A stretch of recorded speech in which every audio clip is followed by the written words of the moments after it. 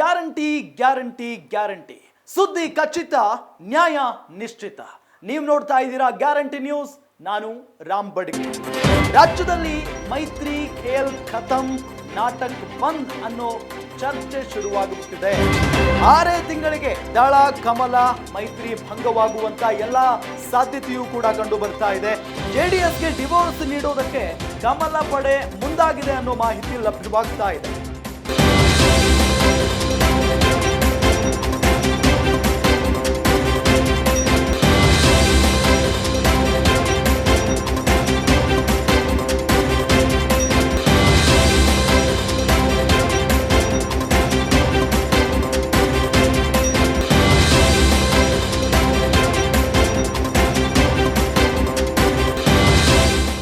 ರಾಜ್ಯದಲ್ಲಿ ಮೈತ್ರಿ ಖೇಲ್ ಖತಮ್ ನಾಟಕ್ ಬಂದ್ ಅನ್ನೋ ಚರ್ಚೆ ಶುರುವಾಗುತ್ತಿದೆ 6 ತಿಂಗಳಿಗೆ ದಳ ಕಮಲ ಮೈತ್ರಿ ಭಂಗವಾಗುವಂತ ಎಲ್ಲ ಸಾಧ್ಯತೆಯೂ ಕೂಡ ಕಂಡು ಬರ್ತಾ ಇದೆ ಜೆಡಿಎಸ್ಗೆ ಡಿವೋರ್ಸ್ ನೀಡೋದಕ್ಕೆ ಕಮಲ ಪಡೆ ಮುಂದಾಗಿದೆ ಅನ್ನೋ ಮಾಹಿತಿ ಲಭ್ಯವಾಗ್ತಾ ಇದೆ ಪ್ರಜ್ವಲ್ ಪೆನ್ ಡ್ರೈವ್ ಪುರಾಣ ಬಿಜೆಪಿಗೆ ಬಹಳಷ್ಟು ಡ್ಯಾಮೇಜ್ ಮಾಡ್ತಾ ಇದೆ ಅಂತಾರಾಷ್ಟ್ರೀಯ ಮಟ್ಟದಲ್ಲಿ ಮೋದಿ ಅವರಿಗೆ ಹಿನ್ನಡೆಯಾಗುವಂತ ಚಾನ್ಸಸ್ ಕೂಡ ಇದೆ ಸಮರ್ಥನೆಗೆ ಇಲ್ಲಿ ಮುಂದಾಗ್ತಾ ಇಲ್ಲ ಬಿಜೆಪಿ ನಾಯಕರು ಏನಂತ ಸಮರ್ಥನೆ ಮಾಡ್ಕೊಳ್ಳೋದಕ್ಕೆ ಸಾಧ್ಯ ಇಡೀ ರಾಜ್ಯಕ್ಕೆ ರಾಜ್ಯವೇ ಪ್ರಜ್ವಲ್ ರೇವಣ್ಣ ಮತ್ತು ಆ ಕುಟುಂಬಕ್ಕೆ ಕಾಕರಿಸಿ ಉಗಿತಾ ಇದ್ದಾರೆ ಇಂತಹ ಸಂದರ್ಭದಲ್ಲಿ ಬಿಜೆಪಿಯವರು ಏನಂತ ಸಮರ್ಥನೆ ಮಾಡ್ಕೊಳ್ಬೇಕು ಅನ್ನೋದು ಅವರಿಗೆ ಗೊತ್ತಾಗ್ತಾ ಇಲ್ಲ ದಳದ ಸಖ್ಯದಿಂದ ಲಾಭಕ್ಕಿಂತ ನಷ್ಟವೇ ಜಾಸ್ತಿ ಅಂತ ಹೇಳಿ ಈ ಮೊದಲಿನಿಂದಲೂ ಕೂಡ ಬಿಜೆಪಿಯ ಕೆಲವೊಂದಿಷ್ಟು ನಾಯಕರು ಹೇಳ್ತಾನೆ ಬರ್ತಾ ಇದ್ದಾರೆ ಇಲ್ಲ ಲೋಕಸಭೆ ಚುನಾವಣೆಗೆ ನಾವು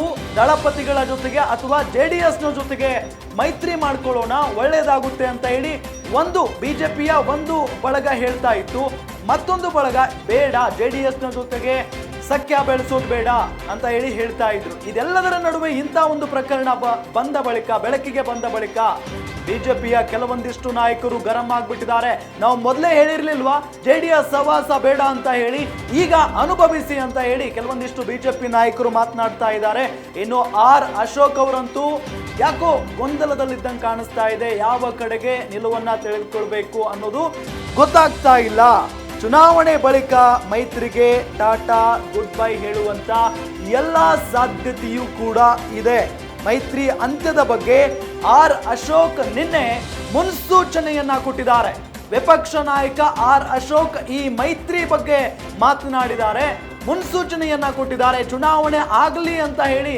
ಮೇ ಬಿ ಆರ್ ಅಶೋಕ್ ಅವರು ಕಾಯ್ತಾ ಇದ್ದಾರೆ ಅನ್ನೋದು ಮೇಲ್ನೋಟಕ್ಕೆ ಸ್ಪಷ್ಟವಾಗಿ ಕಾಣಿಸ್ತಾ ಇದೆ ಪ್ರಜ್ವಲ್ ರೇವಣ್ಣ ಅವರು ಗೆದ್ರೆ ಏನ್ ಮಾಡ್ತೀರಾ ಸರ್ ಅಂತ ಹೇಳಿ ನಮ್ಮ ಮಾಧ್ಯಮ ಮಿತ್ರರು ವಿಪಕ್ಷ ನಾಯಕ ಆರ್ ಅಶೋಕ್ ಅವರಿಗೆ ಪ್ರಶ್ನೆ ಮಾಡ್ತಾರೆ ಆ ಸಂದರ್ಭದಲ್ಲಿ ಹೇಳ್ತಾರೆ ಆರ್ ಅಶೋಕ್ ಪ್ರಜ್ವಲ್ ಗೆದ್ದರೂ ಕೂಡ ಅಮಾನತ್ತು ಶಿಕ್ಷೆ ಕೊಡ್ತೀವಿ ಅಂತ ಹೇಳಿ ಆರ್ ಅಶೋಕ್ ಸ್ಪಷ್ಟವಾಗಿ ಹೇಳಿದ್ದಾರೆ ಸಂದೇಶ ಸ್ಪಷ್ಟವಾಗಿದೆ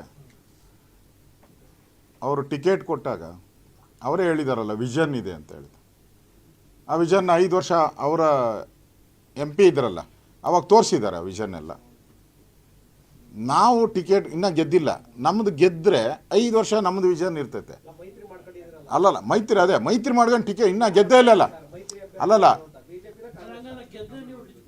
100% ಅವ್ರ ಮೇಲೆ ಕ್ರಮ ತೆಗೆದುಕೊಳ್ತೀರಿ ಕಠಿಣ ಕ್ರಮ ತೆಗೆದುಕೊಳ್ತೀರಿ ಗೆದ್ದ ಮೇಲೆ ನಮ್ಮ ಪಾರ್ಟಿ NDA ಇರ್ತೈತಲ್ಲ NDAಯಿಂದನೇ ನಾವು ಕ್ರಮ ಇದು ಘಟನೆ ಯಾವಾಗ ನಡೀತು ಅಂತ ಇನ್ನೂ SIT ಅವರು ರಿಪೋರ್ಟ್ ಕೊಟ್ಟಿಲ್ಲ ಯಾವ ಟೈಮಲ್ಲಿ ನಡೀತು ಯಾವ ಡೇಟಲ್ಲಿ ನಡೀತು ಅಂತ ಅವ್ರದ್ದು ಸರ್ಕಾರ ಐತಲ್ಲ ಒಂದು 14 ತಿಂಗಳು ಅವರು ಉತ್ತರ ಕೊಡಬೇಕು ನಾನು ಸ್ಪಷ್ಟವಾಗಿ ಹೇಳೋದು ನಮ್ಮ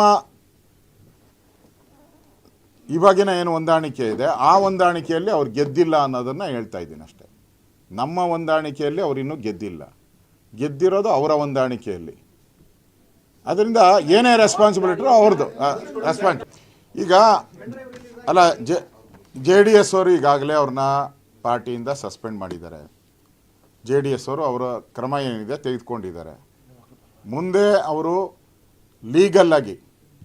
ಲೀಗಲ್ಲಾಗಿ ಕಾನೂನು ಪ್ರಕಾರ ಅವರು NDA ಆಗ್ತಾರಾ ಅಥವಾ JDS ಆಗ್ತಾರಾ ಇದನ್ನು ನಾವು ಲೀಗಲ್ಲಾಗಿ ಚೆಕ್ ಮಾಡ್ತೀರಿ NDAದೇ ಆದರೆ ಕಠಿಣವಾಗಿ ಕ್ರಮ ತೆಗೆದುಕೊಳ್ತೀವಿ ಆ ಪ್ರಜ್ವಲ್ನ ಅಮಾನತು ಮಾಡ್ತೀವಿ ಅಂತ ಹೇಳಿ ಆರ್ ಅಶೋಕ್ ಇಲ್ಲಿ ಹೇಳಿಕೆಯನ್ನ ಕೊಟ್ಟಿರೋದು. ರೇವಣ್ಣ ಅರೆಸ್ಟ್ ಅನ್ನು ಸಮರ್ಥಿಸಿಕೊಂಡಿದ್ದಾರೆ ಆರ್ ಅಶೋಕ್ ಅವರು. ರೇವಣ್ಣ ಅವರನ್ನ SIT ಅಧಿಕಾರಿಗಳು ಈಗಾಗಲೇ ವಶಕ್ಕೆ ಪಡೆದಿದ್ದಾರೆ, ವಿಚಾರಣೆಗೆ ಒಳಪಡಿಸ್ತಾ ಇದ್ದಾರೆ. ಇದೆಲ್ಲದರ ನಡುವೆ ಇದೇ ಪ್ರಕರಣಕ್ಕೆ ಸಂಬಂಧಪಟ್ಟಂತೆ ಆರ್ ಅಶೋಕ್ ಸಮರ್ಥನೆಯನ್ನ ಮಾಡಿಕೊಂಡಿದ್ದಾರೆ.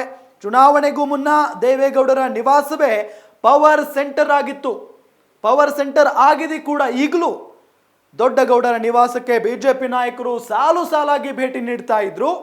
ಪೆನ್ ಡ್ರೈವ್ ಹೊರ ಬರ್ತಾ ಇದ್ದಂತೆ ಬಿಜೆಪಿ ನಾಯಕರು ದೊಡ್ಡಗೌಡರು ಇಲ್ಲ, ಕುಮಾರಸ್ವಾಮಿ ಅವರು ಇಲ್ಲ, ಇನ್ಯಾರ ಸವಾಸಕ್ಕೂ ಹೋಗೋದೇ ಬೇಡಪ್ಪ ಅಂತ ಹೇಳಿ ಅಂತರವನ್ನ ಕಾಯ್ದುಕೊಳ್ತಾ ಇದ್ದಾರೆ.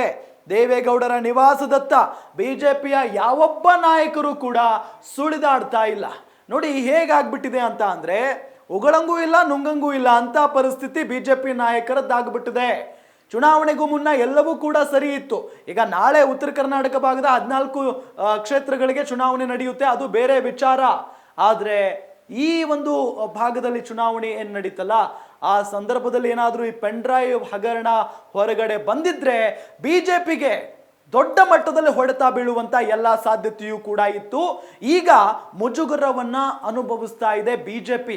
ಜೊತೆಗೆ ಈ ಒಂದು ಪ್ರಕರಣದಿಂದ ಪ್ರಧಾನಿ ಮೋದಿ ಅವರಿಗೆ ರಾಷ್ಟ್ರ ಮಟ್ಟದಲ್ಲಿ ಬಹಳಷ್ಟು ಮುಜುಗರ ಆಗ್ತಾ ಇದೆ, ಹಿನ್ನಡೆಯಾಗುವಂತ ಸಾಧ್ಯತೆಯೂ ಕೂಡ ಇದೆ ಅಂತ ಹೇಳಿ ಬಿಜೆಪಿ ನಾಯಕರು ಈಗಾಗಲೇ ಅರಿತುಕೊಂಡಿದ್ದಾರೆ.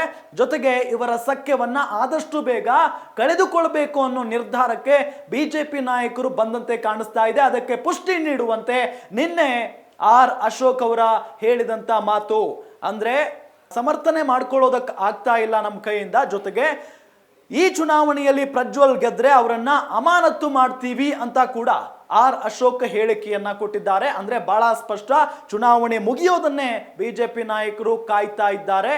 ಜೊತೆಗೆ ಇವರ ಸಖ್ಯವನ್ನ ಮುರಿದುಕೊಳ್ಳೋದಕ್ಕೆ ಬಿಜೆಪಿ ನಾಯಕರು ಕಾಯ್ತಾ ಇದ್ದಾರೆ ಅಂತ ಹೇಳಿ.